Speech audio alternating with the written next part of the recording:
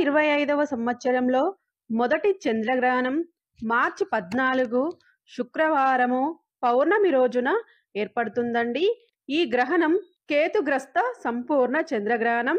ఈ గ్రహణం యొక్క పట్టు విడుపు సమయాలు భారత కాలమానం ప్రకారం మార్చి 14, 2025 శుక్రవారం ఉదయం 10 గంటల 40 నిమిషాల నుండి మధ్యాహ్నం 2 గంటల 18 నిమిషాల వరకు ఉంటుందండి.